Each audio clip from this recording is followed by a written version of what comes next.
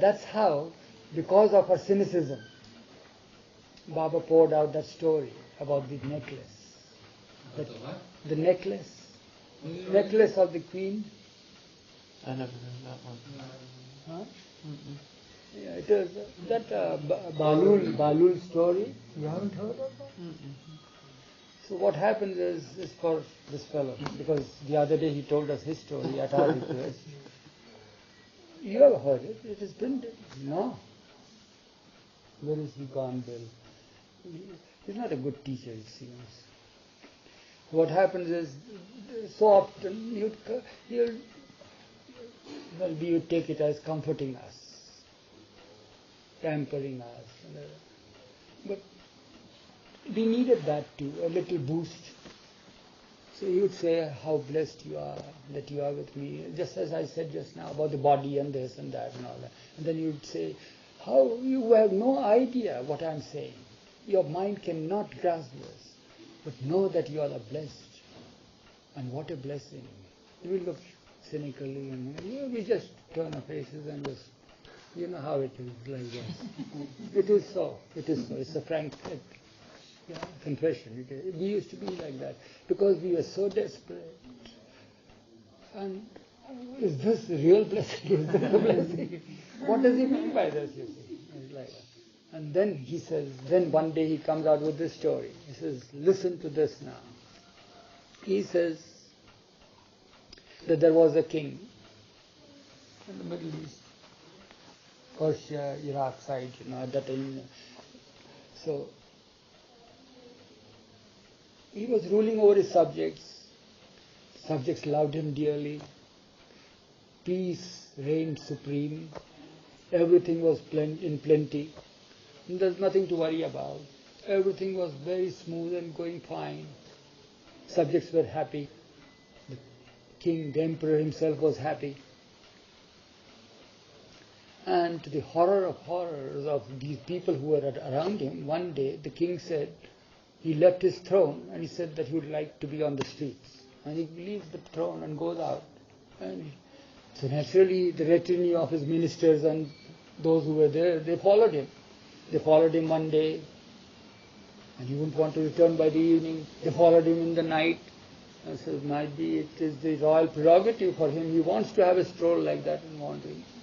And then he sheds his robe and sheds his crown. And the sire says, wouldn't you want to come? Wouldn't you want to come to the palace? And, you have to go to the palace now. So where is the palace? What's the palace? And they try to say, wouldn't you want to go to the palace now? People are waiting there, your subjects are waiting for justice to be administered, there are many cases there. And so where is the palace? What is the palace? What's the throne? What's the crown?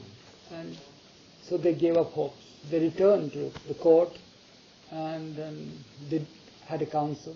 And all of a sudden they decided in the council that, well, his younger brother should be crowned king because no amount, they felt that something has gone wrong with him mentally. That's how they did. So his younger brother was crowned king and the younger brother's wife was made the queen, emperor and empress.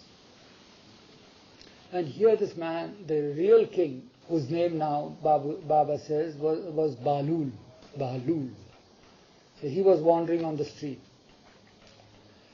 And the people thought that he had gone mad overnight, something had happened to him and gone on. There was only one person, the queen, the newly, crowned queen, who was the one who had a real feeling that it cannot be so. It cannot happen overnight like that. He was so good, so intelligent, so bright, and how can the mind go haywire like that in a split second like that? Nothing can be like that. There must be something must have happened, some experience he must have had. So she had a soft corner, that's all. She couldn't declare it. Whenever she spoke about Bhalul to the newly appointed king, means the own brother, says, stop talking about that madman, that loony. You know that. Don't bring his name here in the court and all that. To give an example, Baba goes on, you see, trying to bring home to us the greatness of the emperor and the soft-heartedness of the queen.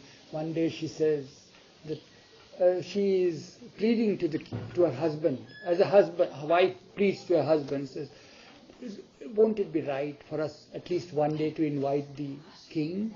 King, he says, king? What sort of a king? That loony, you mean to say? But he is the rightful emperor.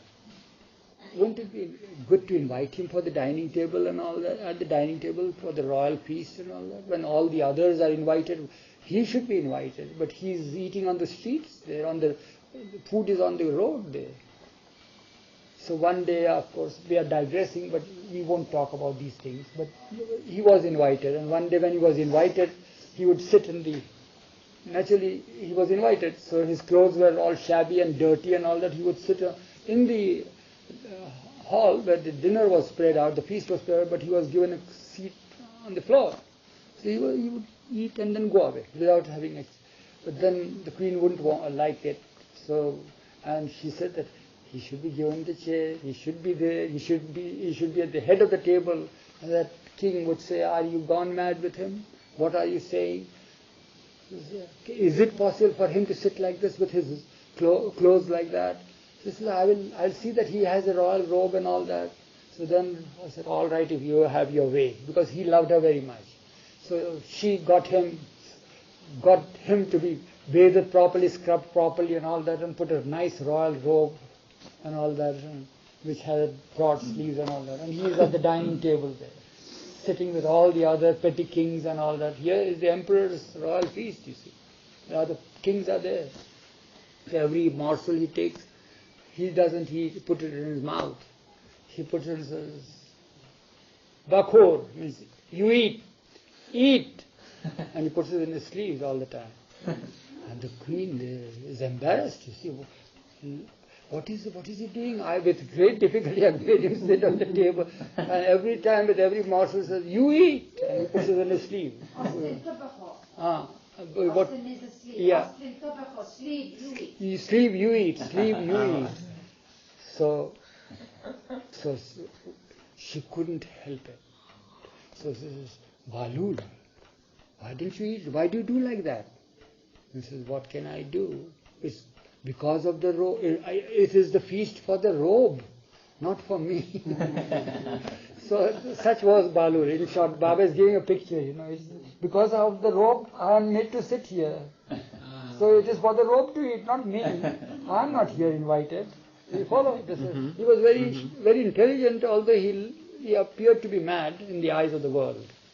So now the story continues. Baba again digressed and then comes back to the point. So Bhalu is wandering on the streets. Years are passing by.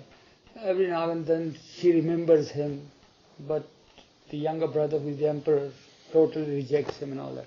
Now what happens one fine day, the queen is going for a walk, a stroll on the beach, seashore, with her maidens in the morning. And coincidentally it so happened that as they are approaching, they see somebody sitting there right by the side of the water there, and the beach is here, and he's playing with sand as children play, collecting sand and creating a mound, so, with his legs spread out. So while they come, they see that he is Bhalu. The queen sees that. So she stops and looks at him, and he looks at her and says, Bhalu, what are you doing? So, well, I'm busy building castles in heaven for those who deserve. You haven't heard this story? Okay, so then what happens is, no, it was a good story, I don't mind repeating. So then he says, for those who deserve, I'm building castles in heaven for those who deserve. Then Baba looks at us and says, you know what the woman said? She says, Bhalu, do you think that I deserve a castle in heaven? So Bhalu then looks up. These are all Baba is saying these through his gestures, isn't it? So Baba is enacting the part.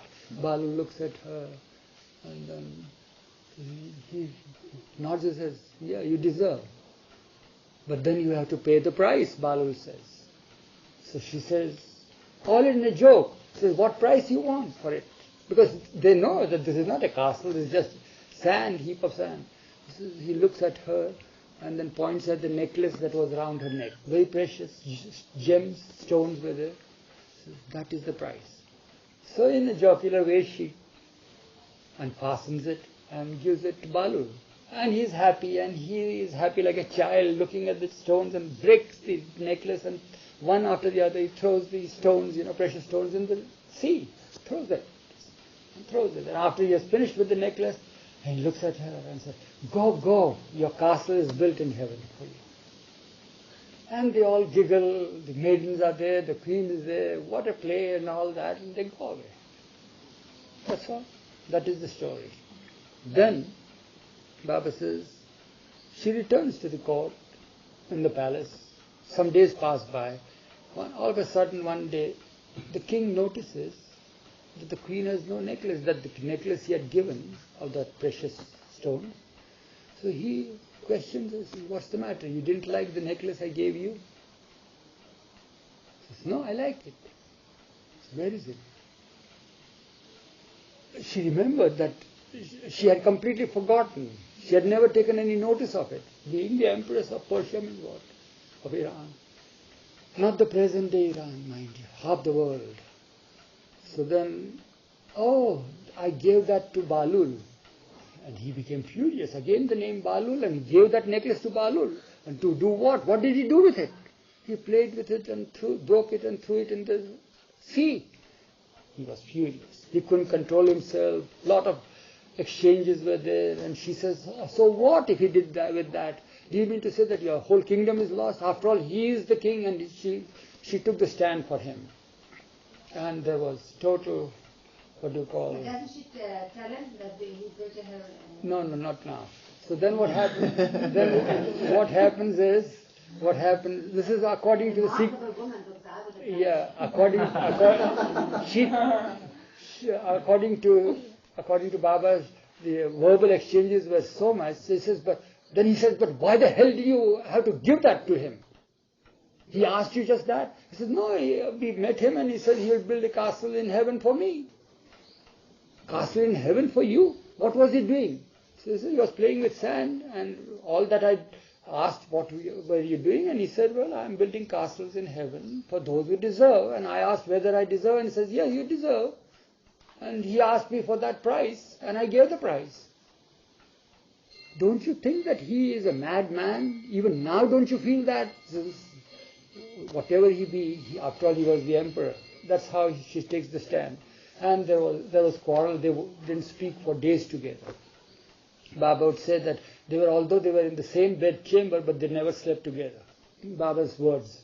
And they didn't want to see each other's face. They wouldn't want to speak, and this and that. All quiet and calm in the palace, because something is wrong with husband and wife now. One night it so happened that all of a sudden this king is having a nightmare, and he's howling and wailing and moaning and crying and does not know what to do. He cannot get out of his nightmare, it seems. Have you experienced that, such a nightmare?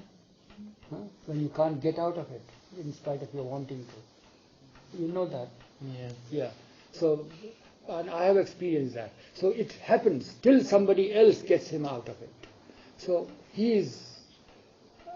then all of a sudden, the wife is up now on her bed, but says he deserves, let him suffer. Who cares? That's how it was. So, but there was a time when he starts laughing loudly, and then the laughter stops, and again he starts crying and shrieking in his nightmare, as if he's totally lost, something has happened to him. Then, of course, Baba says her heart, after all, she had a soft heart. So she touches him, he says, wake up, what's the matter? And he gets up. He says, what's the matter? And he's crying. And he sits on the bed. What happened to you? That was the first word spoken after many days of not speaking. He says, I had a very terrifying, frightening nightmare. What was it? That I had died and I was led to the gates of heaven.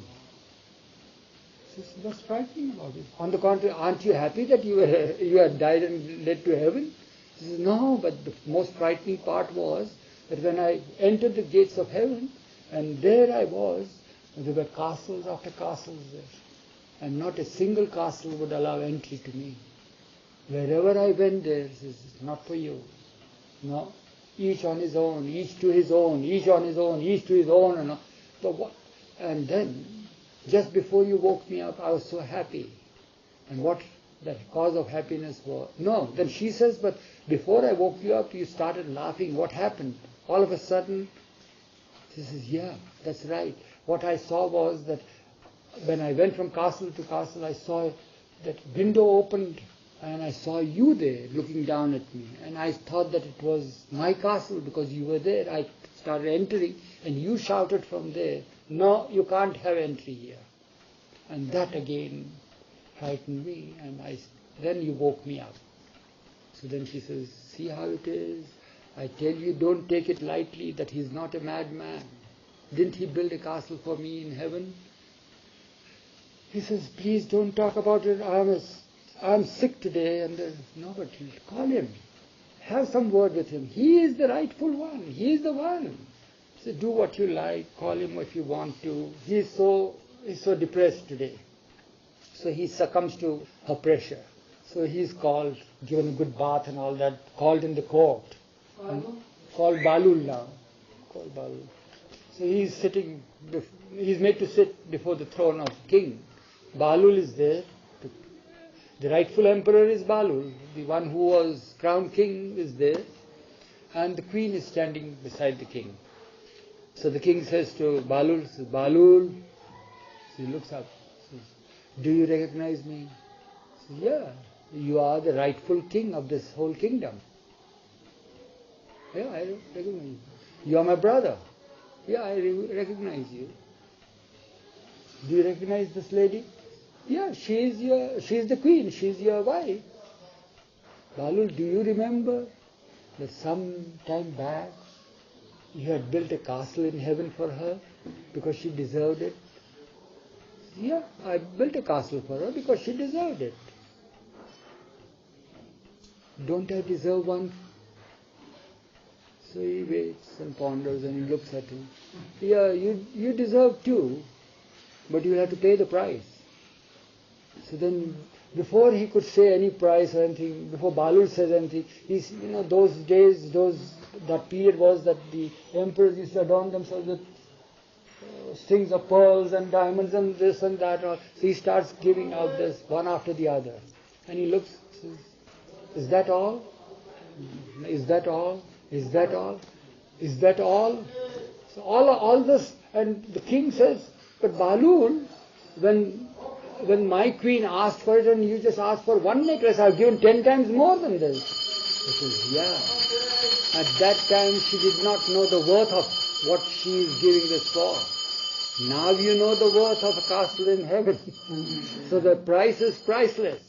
Even if you were to give up your whole kingdom, it cannot match the price. For that you have to not only give up your kingdom, but you have to give up your own self.